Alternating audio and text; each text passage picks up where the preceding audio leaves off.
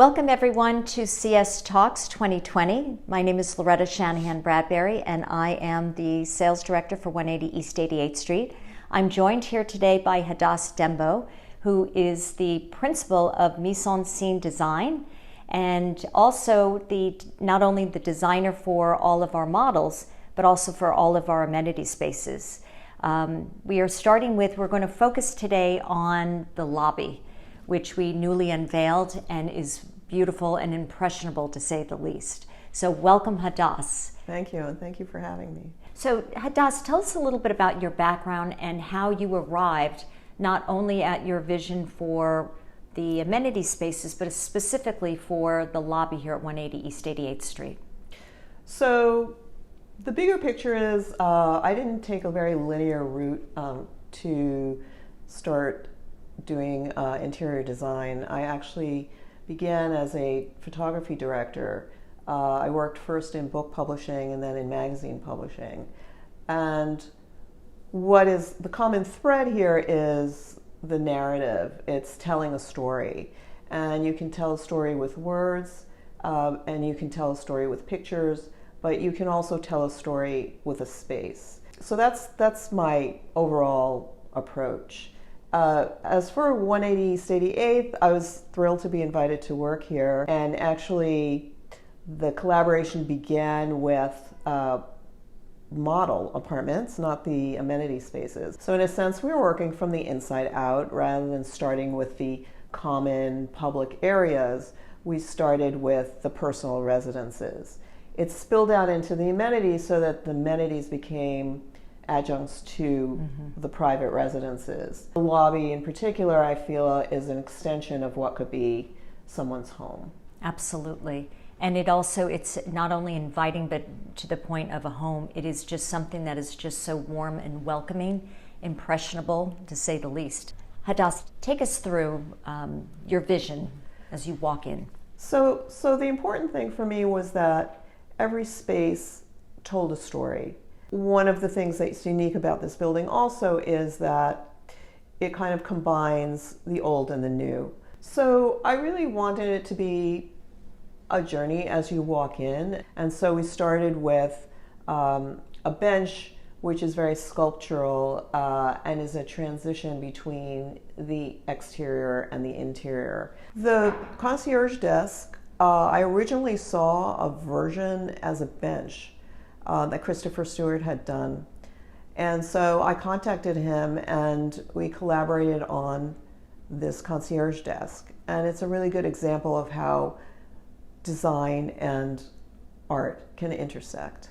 It makes a bold statement too, right as you come in. It's to your point, it's a standalone piece, which is everything that is in the lobby represents, but this is really something that's very bold and very much an independent piece of its own. Yes. The artwork is by far something that people comment on a lot, and they really love it. How did you come upon choosing Thomas's work as opposed to another artist? The mixed media canvases in the lobby are by Thomas Fougerolles. He's an artist who is based in Paris. Thomas, I felt his work lent itself, the mixed media, the use of paint and the color palettes, the energy, and there's something modern but also classic about it. So next moving into the seating area, which is very inviting to say the least. Tell us how you brought all of those pieces together, including the lighting. Well, the area by the fireplace is a real focal point. You've now walked through the lobby and you've arrived at one of your destinations where you can sit and have a repose. So anchoring this seating area is the ribbon light chandelier sculpture, and it was created by Jeff Zimmerman. He's a New York-based artist. His work is also in the permanent collections of the Corning Museum of Glass. It's made of individually blown ribbons of glass, and it took 3 days to install. Oh my gosh. There's a lot of color and a lot of different shapes. Tell us about how you came upon putting everything together.